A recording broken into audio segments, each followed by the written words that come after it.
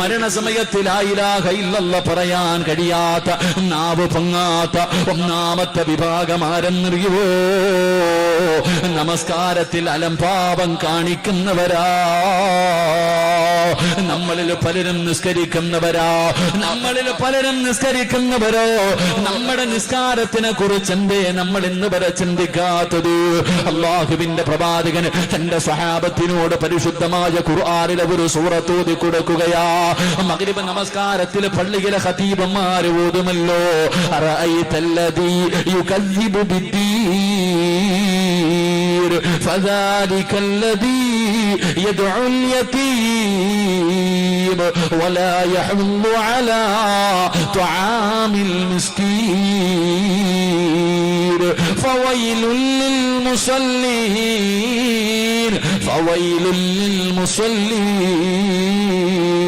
വൈലെന്ന് പറയുന്ന നരകമാർക്കുള്ളതാണെന്നറിയുവോ? വൈലെന്ന് പറയുന്ന നരകമാർക്കുള്ളതാ. അത് നമസ്കരിക്കുന്നവർക്കാ, അത് നമസ്കരിക്കാത്തവനല്ലോ. വൈലെന്ന് പറയുന്ന പടച്ചറപ്പിന്റെ നരകത്തിലെ ഒരു നരകമുണ്ടല്ലോ, ആ വൈലെന്ന് പറയുന്ന നരകം നമസ്കരിക്കുന്നവനുള്ളതാ. സഹാബികൾ ചോദിക്കുന്നു, നബിയേ യാ റസൂലല്ലാഹ്, നമസ്കരിക്കുന്നവർക്ക് വൈലെന്ന് പറയുന്ന നരകമുണ്ടോ? നമസ്കരിക്കുന്നവർക്ക് വൈലെന്ന് പറയുന്ന നരകമുണ്ടോ? അല്ലാഹുവിന്റെ റസൂൽ പറയുകയാ, അല്ലദീന ഹും അൻ സ്വലാത്തിഹിം സാഹൂൻ. എങ്ങനെ നമസ്കരിക്കുന്നവരെന്നറിയോ? നമ്മളെ പോലെ നിസ്കരിക്കുന്നവർക്ക്, നമ്മളെ പോലെ പടച്ചവനെ ഇന്ന് നമ്മുടെ നമസ്കാരം കണ്ട പടച്ചവനെ ഒരു കളിയാണല്ലോ. അല്ലാഹുവേ, പടച്ചവനെ കോമാളിത്തരം കാണിക്കുന്നത് പോലെയാ. എന്തെല്ലാം രീതിയിലാണ് നിസ്കരിക്കുന്നത്? അല്ലാഹുവിന്റെ മുന്നിലാണ് നിൽക്കുന്നതെന്നുള്ള ചിന്ത എനിക്കുമില്ല, നിങ്ങൾക്കുമില്ല. എന്റെ പ്രിയമുള്ളവര്, മഹാനായ നബി മുഹമ്മദ് മുസ്തഫ സല്ലല്ലാഹു അലൈഹി വസല്ലമ തങ്ങളെ നോക്കുമ്പോ ഒരു മനുഷ്യൻ നിന്നൊരു ചെറുപ്പക്കാരൻ നിന്ന് നിസ്കരിക്കുകയാണ്. നമസ്കാരം കഴിഞ്ഞപ്പോ അല്ലാഹുവിന്റെ റസൂൽ അടുത്തേക്ക് വിളിച്ചിട്ട് ചോദിക്കുകയാ, നിനക്ക് അല്ലാഹനെ പേടിയില്ലേടാ? നിനക്ക് പടച്ചറപ്പിനെ പേടിയില്ലേ? കാരണം എന്തെന്നറിയോ? നമസ്കരിച്ചു കൊണ്ടിരുന്ന സ്ഥലത്ത് തന്റെ നാടിയൊന്ന് നേരെയാക്കി, നമസ്കരിക്കുന്ന സമയത്ത് താടി പിടിച്ചിട്ടൊന്ന് നേരെയാക്കി. ഈ സഹാബിയോട് അല്ലാഹുവിന്റെ റസൂൽ ചോദിക്കുകയാ, നിനക്ക് അല്ലാഹനെ പേടിയില്ലേ? നിനക്ക് അല്ലാഹനെ പേടിയില്ലേ? ഈ രീതിയിലാണ് നീ മരിക്കുന്നതെങ്കിൽ എന്റെ സമുദായത്തിൽ പെട്ടിട്ടാണ് നീ മരിച്ചതെന്ന് കരുതല്ലേ എന്ന് നബി മുഹമ്മദ് മുസ്തഫ സല്ലല്ലാഹു അലൈഹി വസല്ലമ തങ്ങൾ പറയുമ്പോ, എന്റെ പ്രിയമുള്ളവരെ, ഈ സദസ്സിലിരിക്കുന്ന ഓരോ മനുഷ്യനും ഒന്ന് ചിന്തിച്ചു നോക്കൂ. നമ്മുടെ നമസ്കാരത്തിന്റെ അവസ്ഥകളെ കുറിച്ച് എന്തേ ചിന്തിക്കാത്തത്? നമ്മൾ നിസ്കരിക്കുന്നത് കാണുമ്പോ ശൈത്താന് പോലും വല്ലാത്ത ചിരിയാ.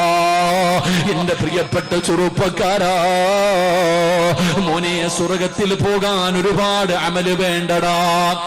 അല്ലാഹുവിന്റെ സ്വർഗം നിനക്ക് വേണോ?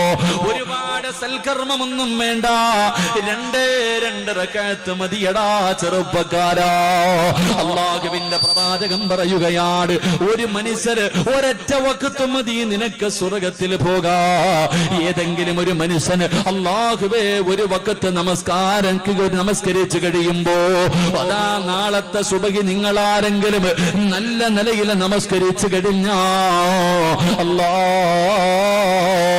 നിന്റെ പേര് സ്വർഗത്തിന്റെ മുന്നിൽ എഴുതി വെക്കുകയാ. നരകത്തിന്റെ ലിസ്റ്റിൽ നിന്ന് നിന്റെ പേരങ്ങ് മാച്ചു കളയുകയാ. എന്റെ പ്രിയമുള്ളവരെ, ഉമ്മ പ്രസവിച്ചതുപോലെ മാറുമെന്ന് നബി മുഹമ്മദ് മുസ്തഫ സല്ലല്ലാഹു അലൈഹി വസല്ലമ തങ്ങൾ പറയുകയാ. എന്റെ പ്രിയപ്പെട്ട മുസ്ലിമേ, നമസ്കരിക്കുന്ന സമയത്ത് അതാ അല്ലാഹുവിന്റെ പ്രവാചകൻ പറയുകയാണ്, നമസ്കരിക്കുന്നതിന് വേണ്ടി ഒരു മനുഷ്യനെ കൈകെട്ടുമ്പോ ഇടതുഭാഗത്തൊരു ശൈത്താൻ നിൽക്കുകയാണ്, ഇടതുഭാഗത്ത് ശൈത്താൻ നിൽക്കുകയാണ്, വലതുഭാഗത്ത് മലക്ക് നിൽക്കുകയാണ്. നമസ്കരിക്കാൻ കൈകെട്ടി കഴിയുമ്പോ മറന്നുപോയ പഴയ കാര്യങ്ങൾ മുഴുവനും ശൈത്താൻ നമ്മളോട് ചെവിയിൽ പറഞ്ഞു തരികയാ. അതുകൊണ്ടാ നമസ്കരിക്കാൻ കൈകെട്ടുമ്പോ മറന്നുപോയ കാര്യങ്ങൾ നമുക്ക് ഓർമ്മ വരുന്നത്, പഴയ കാര്യങ്ങൾ ഓർമ്മ വരുന്നത്. കാരണം ശൈത്താൻ അടുത്ത് നിന്ന് പറയുകയാ. ആ സമയത്ത് വലതുഭാഗത്ത് നിൽക്കുന്ന മലക്ക് പറയുന്നു, മനുഷ്യ എവിടെയാ നിൽക്കുന്നതെന്നറിയോ? എടാ അല്ലാഹുവിന്റെ മുന്നിലാണ്, അല്ലാഹുവിന്റെ മുന്നിലാ നീ നിൽക്കുന്നത്. അവൻ പറയുന്നത് നീ കേൾക്കല്ലേ? പടച്ചവനെ മലക്കിങ്ങനെ പറയുകയാണ്, എന്റെ പ്രിയമുള്ളവരെ, നമ്മുടെ റുകൂഉം സുജൂദും ഒക്കെ എന്തൊരു ധൃതിയാണെന്നറിയോ? എന്റെ പ്രിയപ്പെട്ട ചെറുപ്പക്കാരാ, സുജൂദിനെ ദീർഘിപ്പിക്കണം പൊന്നുമോര്. പെട്ടെന്ന് കാക്ക കൊത്തുന്നത് പോലെ കൊത്തികെട്ടി എഴുന്നേറ്റ് ഓടല്ലേടാ ചെറുപ്പക്കാരാ.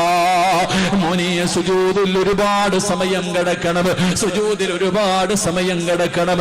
കാരണം എന്തെന്നറിയോ? അല്ലാഹുവേ, സദാ നമ്മൾ ചെയ്ത പാപങ്ങൾ മുഴുവനും നമ്മുടെ തലയുടെ മുകളിലേക്ക് കടന്നു വരികയാ. സുജൂദ് ചെയ്യുമ്പോ അല്ലാഹുവേ, പാപങ്ങൾ മുഴുവനും തലയുടെ മുകളിൽ വന്നിരിക്കുകയാണ്. റബ്ബേ, ഉണക്കമരത്തിൽ നിന്ന് ഇല പൊഴിയുന്നത് പോലെ സുജൂദിൽ കിടക്കുമ്പോ നമ്മൾ ചെയ്ത പാപങ്ങൾ പൊടിഞ്ഞു വീഴുമെന്ന് നബി മുഹമ്മദ് മുസ്തഫ സല്ലല്ലാഹു അലൈഹി വസല്ലമ തങ്ങൾ പറയുമ്പോ, സുജൂദിന്റെ സമയത്ത് ശരീരത്തില് അവയവങ്ങൾ മുഴുവനും താഴെ നല്ലതുപോലെ വെക്കണമെന്നാ. അല്ലാഹുവേ, നിന്റെ നെറ്റിത്തടമുണ്ടല്ലോ, നിന്റെ മൂക്കുണ്ടല്ലോ, നിന്റെ 2 കൈപ്പത്തികളുണ്ടല്ലോ, നിന്റെ 2 കാൽമുട്ടുകളുണ്ടല്ലോ, നിന്റെ കാലിന്റെ വിരലുകളുണ്ടല്ലോ, ഇതെല്ലാം ഭൂമിയിൽ ഇങ്ങനെ സുജൂദ് ചെയ്യണമെന്നാണ്. ആ സമയത്ത് ഈ അവയവങ്ങളിൽ ഏതെങ്കിലും ഒരു അവയവം നീ തൊടാതെ ഇരുന്നാ ആ ഒരു അവയവം നിന്നെ ശപിക്കുമെന്ന് നബി മുഹമ്മദ് മുസ്തഫ. പടച്ചവരെ, നീ സുജൂദിൽ അതാ സുജൂദ് ചെയ്യുന്ന സമയത്ത് നിന്റെ മൂക്ക് സുജൂദ് ചെയ്തില്ലെങ്കിൽ, നീ സുജൂദ് ചെയ്യുന്ന സമയത്ത് നിന്റെ മൂക്ക് ഭൂമിയിൽ വെച്ചില്ലെങ്കിൽ മൂക്ക് ശപിക്കുകയാ അല്ലാ. പടച്ചവനെ, ഇവനെ വെറുതെ വിടല്ലേ അല്ലാ. പ്രവാചകൻ അവിടെന്ന് പറയുകയാ, അല്ലാഹുവിനെ ഭയന്നുകൊണ്ട് നമസ്കരിച്ച് കഴിയുമ്പോ, സലാം വീട്ടി കഴിയുമ്പോ മലക്ക് കെട്ടിപ്പിടിച്ചിട്ട് പറയുന്നു, വഅബ്ശിറൂ, അവിടുന്ന് നിനക്ക് സന്തോഷ വാർത്ത പറയുകയാ. ഭാഗ്യവാനാണടോ, അല്ലാഹുവിന്റെ തൃപ്തി കിട്ടിയവരോ, നീ സ്വർഗത്തിന്റെ അവകാശിയോ, നിന്റെ പേര് സ്വർഗത്തിന്റെ കവാടത്തിന്റെ മുന്നിലുണ്ട്. അല്ലാഹുവേ, നമസ്കരിക്കുന്ന സമയത്ത് ഭയഭക്തിയോടുകൂടി നിസ്കരിച്ച മനുഷ്യനോട് മലക്ക് പറയുകയാ, ശൈത്താനെ പിൻപറ്റിയ വാപ്പാ. മലക്ക് പറയുന്നു, എടാ വൃത്തികെട്ടവരെ, എടാ നഷ്ടവാളി, അല്ലാഹു തന്ന അവസരം നീ പാഴാക്കി കളഞ്ഞല്ലോ. നീ നരകവാസിയാടാ, നിന്റെ പേര് നരകത്തിന്റെ മുന്നിൽ എഴുതിയടോ എന്ന് മലക്ക് പറയുമെന്ന് പ്രവാചകൻ പറയുമ്പോ, എന്റെ പ്രിയമുള്ളവരെ, എങ്ങനെയാ നിസ്കരിക്കേണ്ടതെന്നറിയോ? എങ്ങനെയാ നിസ്കരിക്കേണ്ടതെന്നറിയോ? സഹാബികളുടെ നിസ്കാരം എങ്ങനെയായിരുന്നെന്നറിയോ? മഹാനായ ഉർവ റളിയല്ലാഹു തആല അൻഹു കാലിന്റെ വിരലിൽ ഇങ്ങനെ പഴുക്കുകയാണ്, കാലിന്റെ വിരലിങ്ങനെ പഴുക്കുകയാണ്. ഉർവ റളിയല്ലാഹു തആല അൻഹുവിനോട് വൈദ്യന്മാര് പറഞ്ഞു, തങ്ങള് കാലിന്റെ വിരല് മുറിച്ചു മാറ്റിയില്ലെങ്കിൽ പഴുപ്പ് മുകളിലേക്ക് കയറാൻ സാധ്യതയുണ്ട്. ഉർവ റളിയല്ലാഹു തആല അൻഹു പറഞ്ഞു, ഞാൻ മുറിച്ചു മാറ്റൂല, എനിക്ക് അല്ലാഹുവിന്റെ മുന്നിൽ ഇബാദത്ത് ചെയ്യണം. പടച്ചവനെ, വിരലിൽ നിന്ന് പാല് പഴുപ്പ് കയറിയിട്ട് തന്റെ കാൽപ്പത്തി മുഴുവനും പഴുപ്പായി. വൈദ്യന്മാരെപ്പോഴും പറഞ്ഞു മുറിച്ചു മാറ്റണമെന്ന്. ഉർവതങ്ങൾ സമ്മതിച്ചില്ല, പഴുപ്പ് മുകളിലേക്ക് കയറുകയാണ്. അവസാനം വൈദ്യന്മാര് പറഞ്ഞു, മുട്ടിന്റെ ഭാഗത്ത് വെച്ച് കാല് മുറിച്ചു മാറ്റിയില്ലെങ്കിൽ ഇനിയും പഴുപ്പ് മുകളിലേക്ക് കയറാൻ സാധ്യതയുണ്ട്. അവസാനം ഉർവ റളിയല്ലാഹു തആല സമ്മതിക്കുകയാ. അവസാനം വൈദ്യന്മാര് കാല് മുറിക്കുന്നതിന് വേണ്ടി കടന്നു വരുമ്പോ ഒരു പാത്രത്തിൽ കുറച്ച് കള്ള് കൊണ്ടുവന്നിട്ട് ഉർവ റളിയല്ലാഹു തആല അൻഹുവിന്റെ കയ്യിൽ കൊടുക്കുകയാ. തങ്ങള് ഇത് കുടിക്കുതങ്ങള് കാല് മുറിക്കുന്ന സമയത്ത് വേദന അറിയാതിരിക്കാരാ അല്ലാഹുവേ ഉറുവതങ്ങള് പറഞ്ഞ് ഞാൻ ഒരിക്കലും കള്ളു കുടിക്കൂല. അവസാനം അവിടെന്ന് ചോദിച്ചു നിങ്ങൾക്ക് എന്റെ കാല് മുറിച്ചാ പോരൂ, ഞാൻ നമസ്കരിക്കുന്നതിന് വേണ്ടി ഞാൻ 2 റക്അത്ത് നിസ്കരിക്കാം. അല്ലാഹുവേ റളിയല്ലാഹു തആല അൻഹു അവിടെന്ന് പറയുന്നു ഞാൻ നമസ്കരിക്കുന്നതിന് വേണ്ടി കൈകെട്ടി കഴിഞ്ഞോ, നിങ്ങളെ കൊണ്ട് കഴിയുമെങ്കിൽ നിങ്ങൾ എന്റെ കാല് മുറിച്ച് മാറ്റിക്കോ. അവിടെന്ന് ഉതുപെടുക്കുകയാ മുസല്ലിയിലേക്ക് കയറി നിന്നു. അവിടെന്ന് പടച്ചവരെ നിയ്യത്ത് ചെയ്തിട്ട് കൈകെട്ടുകയാ. ഫാത്തിഹ ഓതി സൂറത്ത് ഓതാൻ തുടങ്ങുമ്പോ വൈദ്യന്മാര് കാല് മുറിക്കുകയാ. ഒരു മരുന്നും കൊടുക്കാതെ ഒന്നും മരവിപ്പിക്കാതെ പടച്ചവരെ നിസ്കരിച്ചു കൊണ്ടിരിക്കുന്ന റളിയല്ലാഹു തആല അൻഹുവിന്റെ പച്ച ശരീരത്ത് നിന്ന് കാലങ്ങ് മുറിക്കുകയാണ്. ഉറുവതങ്ങൾ അറിഞ്ഞില്ല ചെറുപ്പക്കാരാ. മോനെ നമസ്കാരം എന്ന് പറഞ്ഞാൽ അതാണടാ മോനെ. പച്ച ശരീരത്ത് നിന്ന് ഞാനും നിങ്ങളും നിസ്കരിക്കുമ്പോ ഒരു കൊതുവ് കടിച്ചാൽ അറിയുമല്ലോ, ചെവിയുടെ ഭാഗത്തുകൂടെ ഒരു കൊതുക് പറന്നാൽ അറിയുമല്ലോ, ഒരു ഉറുമ്പ് കടിച്ചാൽ അറിയുമല്ലോ. റളിയല്ലാഹു തആല അൻഹുവിന്റെ കാല് വൈദ്യന്മാര് മുറിച്ചു മാറ്റുകയാ. തങ്ങളറിഞ്ഞില്ല. അവസാനം രക്തം നിൽക്കാതെ ഇങ്ങനെ ഒലിക്കുകയാണ്. ആ സമയത്ത് സൈത്തന്നെ തിളപ്പിച്ചിട്ട് റളിയല്ലാഹു തആല അൻഹുവിന്റെ കാല് തിളച്ച എണ്ണയ്ക്കകത്ത് മുക്കുമ്പോ സുബ്ഹാനല്ലാഹ് പിടഞ്ഞു വീഴുകയാ. ബോധമങ്ങ് നഷ്ടപ്പെട്ടു. ഉറുവതങ്ങളുടെ കാല് മുറിച്ച കാര്യം ആരാ പറയുന്നത്? ബോധം തിരിച്ചു വരുമ്പോ ആരാണ് പറയുന്നത്? വൈദ്യന്മാര് മുഴുവനും അത്ഭുതത്തോടെ നിൽക്കുമ്പോ അല്ലാഹു കൊടുത്ത മറ്റൊരു പരീക്ഷണം എന്തെന്നറിയോ? തന്റെ മക്കളിൽ ഏറ്റവും ചെറിയ മകനുണ്ടല്ലോ, ഒട്ടകത്തിന്റെ ചവിട്ട് കൊണ്ട് മരണപ്പെടുകയാ. തന്റെ ഏറ്റവും ചെറിയ മകൻ മരണപ്പെട്ടു. അല്ലാഹുവേ എല്ലാവരും വല്ലാത്ത വിഷമത്തിലാണ്. ആരാണിത് പറയുന്നത്?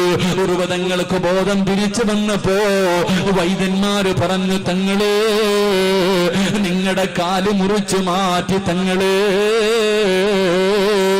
ഉറുവതങ്ങൾ പറഞ്ഞു ഇന്നാ ലില്ലാഹി വ ഇന്നാ ഇലൈഹി റാജിഊൻ. അൽഹംദുലില്ലാഹ്. കാല് മുറിച്ച് മാറ്റിയെന്ന് പറഞ്ഞപ്പോഴും അൽഹംദുലില്ലാഹ്. തങ്ങളെ നിങ്ങളുടെ ഏറ്റവും ചെറിയ മകന് കുതിരയുടെ ചവിട്ട് കൊണ്ടിട്ട് മരണപ്പെട്ടു തങ്ങള്. ഇന്നാ ലില്ലാഹി അൽഹംദുലില്ലാഹ്. പടച്ചവനെ ജനങ്ങൾ അത്ഭുതപ്പെട്ടു പോയി. എന്തേ തങ്ങള് കാല് മുറിച്ചെന്ന് പറഞ്ഞപ്പോഴും അൽഹംദുലില്ലാഹ് പറഞ്ഞതെന്തിനാ? അല്ലാഹു 2 കാല് തന്നിട്ട് ഒരെണ്ണമല്ലേ തിരിച്ചെടുത്തുള്ളൂ, ഒരെണ്ണം എനിക്ക് അല്ലാഹു ബാക്കി വെച്ചല്ലോ. എന്റെ മക്കളിൽ ഒരാളെയല്ലേ തിരിച്ചെടുത്തുള്ളൂ, അല്ലാഹു ബാക്കി മക്കളെ എനിക്ക് ആയുസോടുകൂടി തിരിച്ചു തന്നല്ലോ. അൽഹംദുലില്ലാഹ് എന്ന് പറഞ്ഞിട്ട് ഉറുവതങ്ങൾ കിടന്ന് കരയുകയാ. എന്തിനാ തങ്ങളെ കരയുന്നത്? ഇനി എനിക്കൊരുപാട് നേരം നിന്ന് നിസ്കരിക്കാൻ കഴിയില്ലല്ലോ റബ്ബേ. ഒരുപാട് നേരം എനിക്ക് നിസ്കരിക്കാൻ കഴിയില്ലല്ലോ. ഒരു കാലല്ലേ ഉള്ളൂ. ചെറുപ്പക്കാരാ, ഇങ്ങനെ നിസ്കരിച്ച സ്വർഗവാടാ.